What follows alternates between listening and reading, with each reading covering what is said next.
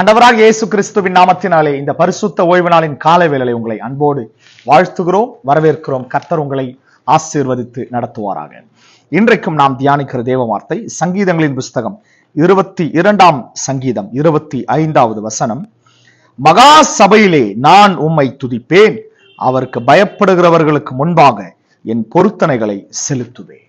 பாருங்க, உண்மையாகவே கர்த்தருடைய வார்த்தை இப்படியாய் சொல்லுகிறது. தாவீது இப்படியாய் கர்த்தருடைய ஆலயத்தை குறித்து சொல்லுகிற ஒரு வார்த்தை, மகா சபையிலே நான் உம்மை துதிப்பேன். பாருங்க, மகா சபையிலே யாராயிருந்தாலும் சரி கர்த்தரை நான் துதிப்பேன். அவர் எவ்வளவு பெரிய ராஜாக்களாய் இருந்தாலும், எவ்வளவு பெரிய ஆட்களாய் இருந்தாலும், மகா சபையிலே ஜனங்கள் கூடியிருக்கிற, எல்லா மக்களும் கூடியிருக்கிற இடத்திலே, மகா சபையிலே கர்த்தருடைய ஆலயத்திலே நான் உம்மை துதிப்பேன்.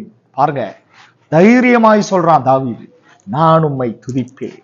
பாருங்க, அவருக்கு பயப்படுகிறவர்களுக்கு முன்பாக என் பொருத்தனைகளை செலுத்துவேன். அருமையான தேவ பிள்ளைகளே, இந்த பரிசுத்த ஓய்வு நாளிலே இந்த வார்த்தையை நாம் உண்மையாகவே கர்த்தர் நம்மிடத்திலே சொல்லுகிற ஒரு வார்த்தை.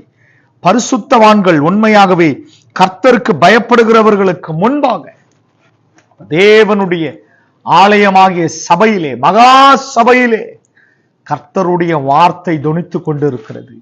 கர்த்தர் உலாவுகிற இடம் இந்த பரிசுத்த ஓய்வு நாளிலே, மகா சபையிலே நாம் கர்த்தரை துதிக்கும்படியாய் இந்த பரிசுத்த ஓய்வு நாளிலே கர்த்தருக்கு முதலிடம் கொடுப்போம். காரணம், தாவீது இப்படியாய் சொல்லுகிறான், அவருக்கு பயப்படுகிறவர்களுக்கு முன்பாக என் பொருத்தனைகளை. கர்த்தரிடத்துல நாம் எவ்வளவு பொருத்தனைகளை ஏறெடுத்திருக்கிறோம், அநேக காரியங்களை மறந்தும் போயிருக்கிறோம். அருமையான தேவ பிள்ளைகளே, கர்த்தருடைய சபையிலே துதியின் சத்தத்தை ஏறெடுக்கிற இடத்துல நம்முடைய பொருத்தனைகளை செலுத்துவோம். கர்த்தர் இதை எதிர்பார்க்கிறார். அந்த பொருத்தனைகளை செலுத்துங்க. கர்த்தருடைய சபையிலே பரிசுத்த ஓய்வு நாளிலே நம்முடைய பொருத்தனைகளை செலுத்துங்க. கர்த்தர் உங்களையும் உங்கள் பிள்ளைகளையும் உங்கள் தலைமுறைகளையும் கூட கர்த்தர் ஆசீர்வதிப்பார்.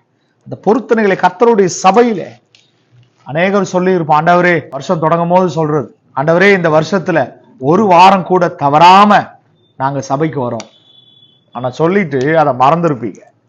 நீங்க மறந்தாலும் கர்த்தர் அதை மறக்க மாட்டார். கவனிங்க, நீங்க மறந்தாலும் கர்த்தர் அதை மறக்கவே மாட்டார். ஏன்னா கர்த்தர் உங்களை அற்புதம் செய்திருப்பார். கர்த்தர் கடந்த வருடத்துல செய்த அற்புதங்கள் நிமித்தம், ஆண்டவரே இந்த வருஷத்துல ஒரு வாரம் கூட நாங்க தவறாம சபைக்கு வரோம் ஆண்டவரே அப்படின்னு பொருத்தனை பண்ணியிருப்பீங்க. ஆனா நீங்க மறந்து போயிருப்பீங்க. கர்த்தர் அதை மறக்கவில்லை.